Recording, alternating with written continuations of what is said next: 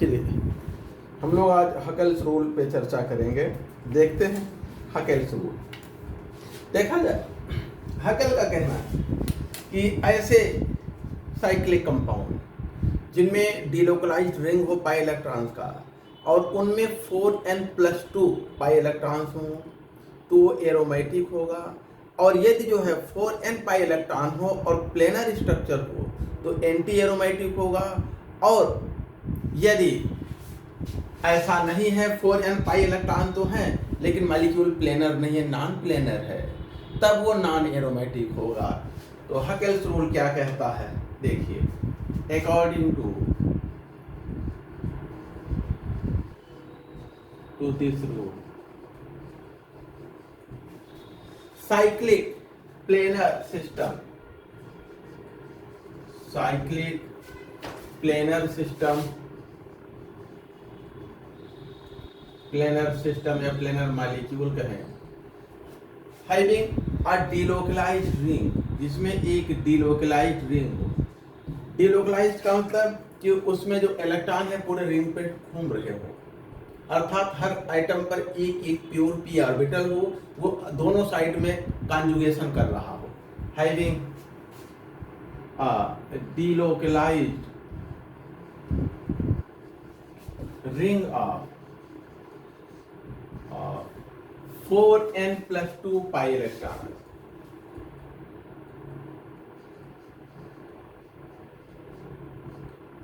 पाई electron और aromatic. Aromatic का मतलब ये करस्पॉन्डिंग एल्कीन, करस्पॉन्डिंग जो नॉन साइक्लिक या नॉन प्लेनर एल्कीन है उनके तुलना में ये मोर स्टेबल होते हैं। Aromatic means more stable then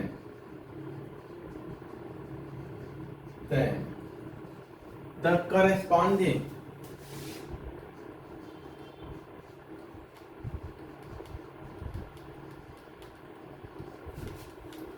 non planar and, और हम कहें नॉन साइक्लिक या एसाइक्लिक, जो साइक्लिक स्ट्रक्चर ना हो उनके एल्कीन। और जिनके पास 4n पाई इलेक्ट्रॉन होते हैं and those having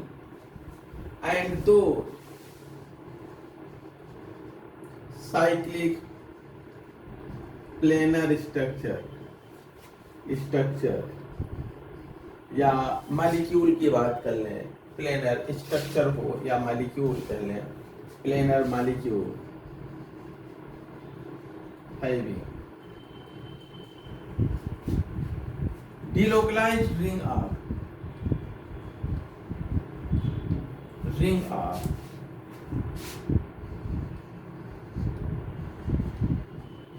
4n pi electron, 4n pi electron और एंटी एरोमेटिक, ये लेस स्टेबल होते हैं देन द करस्पॉन्डिंग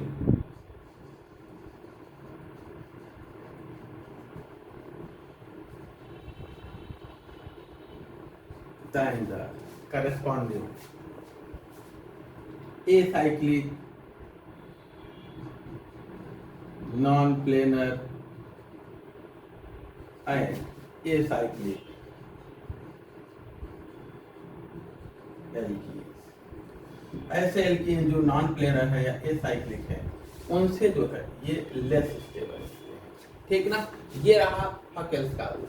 तो अगर हम देखें किसी मॉलिक्यूल में अगर डिलोकलाइज्ड रिंग है, साइक्लिक स्ट्रक्चर होगा तभी डिलोकलाइज्ड रिंग होगा पाई इलेक्ट्रॉन का, और उसमें 4n+2 पाई इलेक्ट्रॉन है, तब वो मॉलिक्यूल कैसा होगा, एरोमेटिक होगा। और ये केवल 4n इलेक्ट्रॉन्स हैं, पाई इलेक्ट्रॉन्स हैं, तो एंटी एरोमेटिक होगा, ठीक है ना। यहाँ n की वैल्यू देखिए, n की वैल्यू 0 से लेके 1 2 3 कोई भी पॉजिटिव इंटेजर हो सकता है, 0 भी हो सकता है या 1 2 3 कोई पॉजिटिव इंटेजर हो सकता है।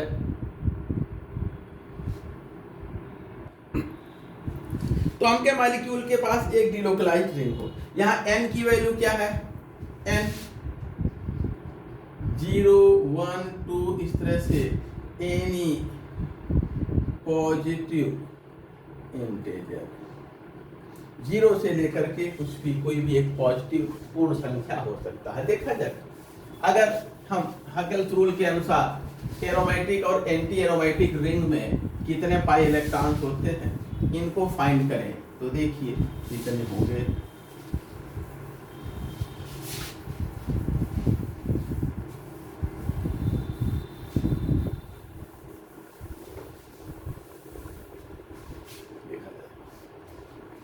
अब नंबर ऑफ इलेक्ट्रॉन यानी n की वैल्यू देखा जाए 0 1 2 3 4 5 इस तरह से लेते जाए, और number of electron 4n+2 pi electron कितने होंगे, और 4n पाई इलेक्ट्रॉन कितने होंगे।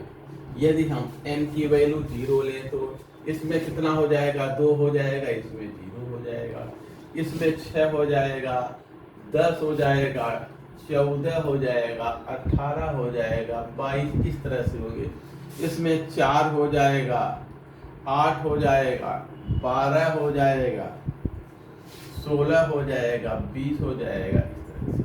अगर जो है प्लेनर स्ट्रक्चर है और इतने पाई इलेक्ट्रॉन्स हैं तो ये क्या होंगे, एरोमेटिक होंगे। ये सभी क्या होंगे, एरोमेटिक होंगे, एरोमेटिक। इफ कैसा स्ट्रक्चर हो, प्लेनर स्ट्रक्चर। और यहाँ पर क्या होगा, अगर इतने पाई इलेक्ट्रॉन है तो एंटी एरोमेटिक होगा, यदि प्लेनर स्ट्रक्चर है तो एंटी एरोमेटिक।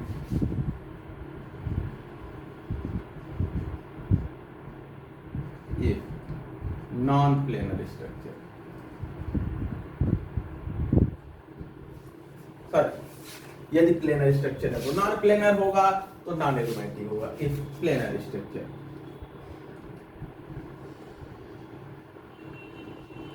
ठीक है ना। अगर इतना इलेक्ट्रॉन है, प्लेनर स्ट्रक्चर है तो एरोमेटिक होगा, और अगर इतने इलेक्ट्रॉन है, प्लेनर स्ट्रक्चर है तो एंटी एरोमेटिक होगा, ठीक है ना। ये रहा। अब देखा जाए हम लोग कुछ एग्जाम्पल्स देखते हैं, कुछ कंपाउंड्स लेते हैं, हकेल्स रूल को अप्लाई करते हैं और देखते हैं कि वो एरोमेटिक होगा कि एंटी एरोमेटिक होगा हकेल्स रूल के अनुसार। तो सबसे पहले हम बेंजीन को हम जो है एग्जाम्पल के रूप में लेते हैं।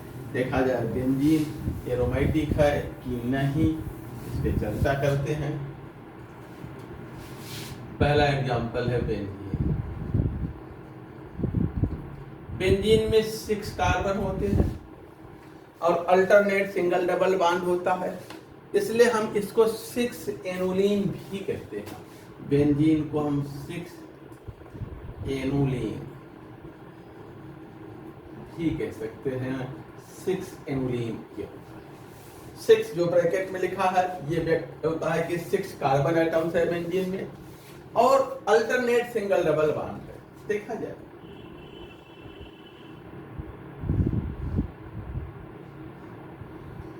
देखें इसमें ये सिंगल डबल बॉन्ड है, और अगर हम जो है हकेल्स रूल अप्लाई करें तो इसके पास कितने इलेक्ट्रॉन है, पाई इलेक्ट्रॉन है, 2 इलेक्ट्रॉन, 2 4 2 6, हर पाई बॉन्ड में 2 इलेक्ट्रॉन होते हैं, तो इसके पास 2 4 6 यानी कि 6 पाई इलेक्ट्रॉन्स हैं।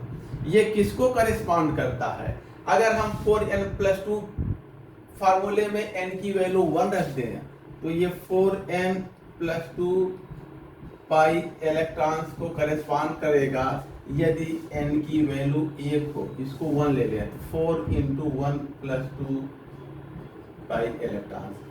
तो ये जो है यहाँ n की वैल्यू क्या हो जाएगा, स्मॉल n या कैपिटल N जो भी लेते हैं, n की वैल्यू जो है 1 है, ठीक है ना। n की वैल्यू कितनी है, 1 है, और इसके पास 6 पाई इलेक्ट्रॉन्स हैं। अगर n की वैल्यू 1 रखते हैं तो ये कैसा कंपाउंड होगा, ये एरोमेटिक होगा। ये कैसा है? एरोमेटिक है।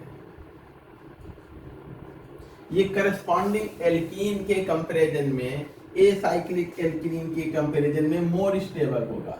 ये मोर स्टेबल होता है, ठीक है, एरोमेटिक होता है और मोर स्टेबल होता है। तो देखा जाए, अगर हम इसका जो है एनर्जी लेवल देखें, इसका अगर हम जो है एनर्जी लेवल डायग्राम बनाएं, देखिए कैसा होता है। बेंजीन का एनर्जी लेवल डायग्राम बनाएं। देखिए हमने बताया था कि एनर्जी लेवल डायग्राम बनाने के लिए हम क्या करेंगे, इसका एक जो है हेक्सागोन 6 कार्बन एटम्स होते हैं, तो हम जो है एक कार्बन को सबसे नीचे लेते हैं, एक ऑर्बिटल को, उसके बाद 2 ऑर्बिटल, फिर अगला 2 ऑर्बिटल, और फिर हम जो एनर्जी लेवल बनाते हैं उसमें उतने ऑर्बिटल लेते हैं बॉन्डिंग और एंटी बॉन्डिंग जितने की कार्बन आइटम्स बेंजीन रिंग में होते हैं। हमने बताया था कि वही शेप लगभग वही शेप इसका होता है एनर्जी पॉलीगॉन का, जो कि मॉलिक्यूल का शेप होता है। जो मॉलिक्यूल का शेप है वही शेप एनर्जी पॉलीगॉन का होता है। तो बेंजीन मॉलिक्यूल हेक्सागोनल होता है, इसका जो एनर्जी पॉलीगॉन है उसका भी शेप हेक्सागोनल है। अब देखा जाए इसको हम, ये पाई 1 बॉन्डिंग हो गया, और ये पाई 2 बॉन्डिंग, पाई 3 बॉन्डिंग, इनके सेम एनर्जी लेवल हैं, तो ये डीजेनरेट बॉन्डिंग मॉलिक्यूलर ऑर्बिटल है, ये बॉन्डिंग मॉलिक्यूलर ऑर्बिटल है, ये डीजेनरेट बॉन्डिंग मॉलिक्यूलर ऑर्बिटल है, इनके दोनों के एनर्जी लेवल सेम है। और मॉलिक्यूल के बीचों बीच ये नॉन बॉन्डिंग होता है, इसके ऊपर एंटी बॉन्डिंग होगा, तो पाई 4 स्टार, पाई 5 स्टार, और यहाँ पाई 6 एंटी बॉन्डिंग स्टार। ये degenerate anti bonding molecular orbital है, दोनों का एनर्जी लेवल सेम है। Degenerate anti bonding molecular orbital है, और ये जो है एंटी बॉन्डिंग मॉलिक्यूलर ऑर्बिटल, ठीक है ना, ये रहा। अब बेंजीन में कितने पाई इलेक्ट्रॉन्स होते हैं? बेंजीन के पास 6 पाई इलेक्ट्रॉन्स होते हैं। उन पाई इलेक्ट्रॉन्स को हम इन ऑर्बिटल्स में फुलफिल करेंगे। हमने बताया था कि ये जो एनर्जी लेवल है, डिफरेंट एनर्जी लेवल के जो ऑर्बिटल्स हैं, उनमें इलेक्ट्रॉनों का डिस्ट्रीब्यूशन हुन्स रूल यानी अबाउ प्रिंसिपल और हुन्स रूल दोनों को फॉलो करते हुए इलेक्ट्रॉन्स इनमें डिस्ट्रीब्यूट होते हैं। दोनों नियम का अनुपालन यहाँ पर होता है। तो देखिए सबसे लो एनर्जी का जो ऑर्बिटल है, ये एनर्जी लेवल अगर हम यहाँ ले लें इन ऑर्बिटल्स का, तो ये सबसे लो एनर्जी लेवल का ऑर्बिटल है, इसमें 2 इलेक्ट्रॉन होंगे। उसके बाद ये दोनों समान एनर्जी लेवल के हैं, तो इनमें पहले एक इलेक्ट्रॉन भरेंगे, फिर इनकी पेयरिंग होगी।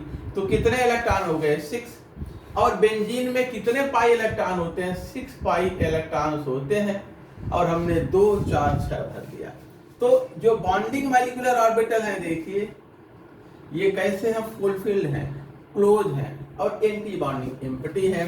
तो अगर बॉन्डिंग मॉलिक्यूलर ऑर्बिटल फुलफिल्ड हो यानी क्लोज हो, तो कंपाउंड तब इनका इन पाई इलेक्ट्रॉन्स का डिलोकलाइजेशन पूरे रिंग पर होता है, अदरवाइज डिलोकलाइजेशन नहीं होता। तो ये डिबॉन्डिंग मॉलिक्यूलर ऑर्बिटल्स जो हैं वो क्लोज्ड हो अर्थात फुलफिल्ड हो, देन डिलोकलाइजेशन होता है। किसका?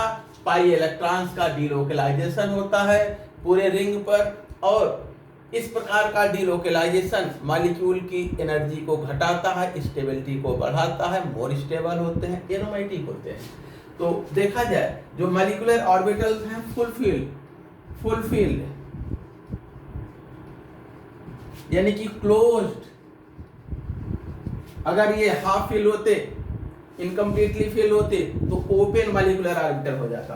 क्लोज्ड मॉलिक्यूलर ऑर्बिटल है, यहाँ पर डिलोकलाइजेशन होगा पाई इलेक्ट्रॉन्स का रिंग पर, delocalisation of pi electrons on the ring पर डिलोकलाइजेशन होगा पाई इलेक्ट्रॉन्स का।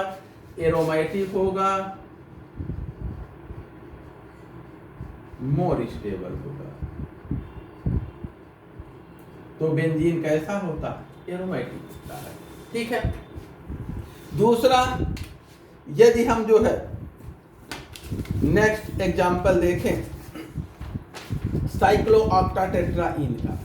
साइक्लोऑक्टाटेट्राईन को देखा जाए, ये एरोमेटिक है हकेल्स रूल के अनुसार कि एंटी एरोमेटिक है या नॉन एरोमेटिक है, ये देखा जाए।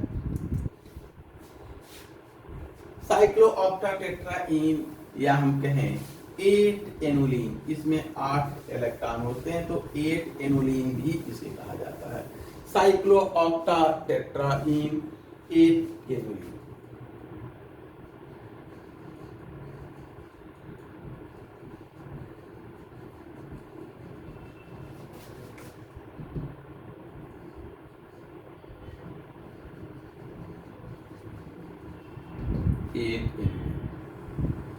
साइक्लोऑक्टाटेट्राईन या 8 एनुलीन। इसमें देखा जाए, अगर हम इसको देखें तो हकेल के अनुसार इनमें जो इलेक्ट्रॉन्स हैं वो 4n पाई रूल को करेस्पॉन्ड करते हैं।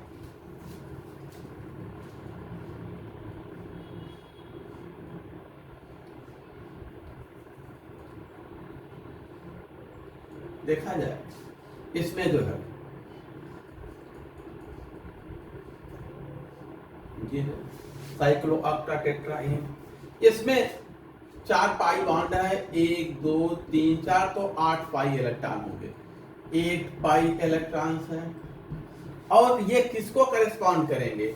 ये करेस्पॉन्ड करते हैं 4n पाई रूल के अनुसार। n की वैल्यू अगर 2 हो तो ये करेस्पॉन्ड करते हैं टू 4n पाई रूल, ठीक है ना, विद n इक्वल टू 2। अगर हम 4n प्लस 2 देखें, 4n प्लस 2 पाई सिस्टम में कितने इलेक्ट्रॉन आते हैं? तो 2 होते हैं, 10 होते हैं, 14 होते हैं, इस तरह से। 8 वाला इलेक्ट्रॉन किस में आता है? ये 4n में। 4n पाई सिस्टम में इसमें कितना आता है? 4 आता है, 8 आता है, 12 आता है और ये 16 आता है। इस तरह से आता है। यहाँ n की वैल्यू कितनी होती है? यहाँ पर n की वैल्यू इसके लिए 1 होती है, 0 होती है, और इसके लिए 1 होती है। ठीक है, इसके लिए 1 होगी, इसके लिए 2 होती है, इसके लिए n की वैल्यू 2 होती है, इसके लिए n की वैल्यू 3 होती है। ठीक है ना, इस तरह से। तो देखा जाए 4n पाई रूल के अनुसार इसमें 8 इलेक्ट्रॉन हैं जो n इक्वल टू 2 को करेस्पॉन्ड करते हैं। अब यदि यह मॉलिक्यूल प्लेनर है, हमने बताया कि ऐसे साइक्लिक मॉलिक्यूल जिनमें ये इलेक्ट्रॉन होते हैं 4n पाई रूल पर फॉलो होता है, वो कैसे होते हैं? एंटी एरोमेटिक होते हैं, लेस स्टेबल होते हैं। तो अगर हम देखें साइक्लोऑक्टाटेट्राईन में जो पाई इलेक्ट्रॉन्स हैं, कॉन्जुगेटेड सिस्टम है पाई इलेक्ट्रॉन्स का, वो 4n सिस्टम को फॉलो कर रहे हैं, 4n पाई इलेक्ट्रॉन्स उसमें है। हकेल के अनुसार ये जो है एंटी एरोमेटिक होना चाहिए, करस्पॉन्डिंग एल्कीन के कंपैरिजन में लेस स्टेबल होना चाहिए, बट ऐसा होता नहीं। ये देखा गया है कि ये इसकी स्टेबिलिटी एल्कीन के समतुल्य होती है, अर्थात ये नॉन एरोमेटिक है, न एंटी और न ही एरोमेटिक, बल्कि ये क्या है? नॉन एरोमेटिक होता है। ठीक है, तो देखा जाए, आगे लिखते हैं एक पॉइंट।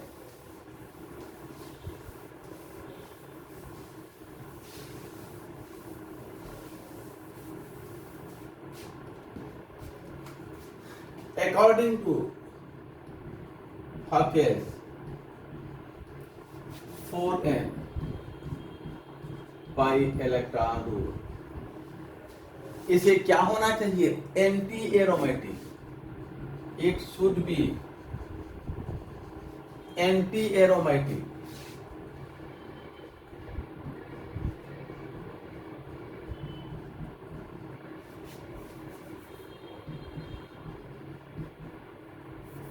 हम कहें less stable then the corresponding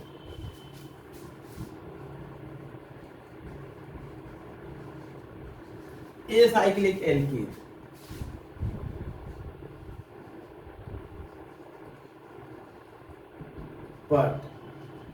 but ऐसा नहीं है। इसको होना चाहिए था बट ऐसा नहीं है। बट इट इज, ये क्या है, ये जो है मोर स्टेबल है, यानी कि लेस स्टेबल नहीं है। ये जो है एंटी एरोमेटिक इसको होना चाहिए था, लेस स्टेबल होना चाहिए था करस्पॉन्डिंग एल्कीन के कंपैरिजन में, बट ये एंटी एरोमेटिक नहीं है। इसकी स्टेबिलिटी एसाइक्लिक एल्कीन के इक्विवेलेंट है, but it is not anti aromatic. its stability is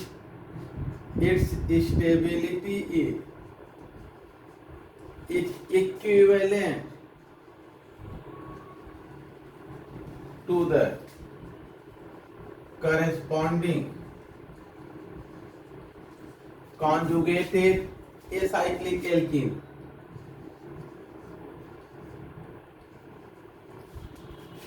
Acyclic alkene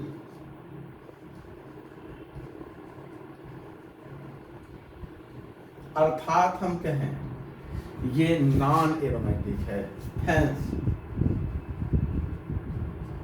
it is non aromatic.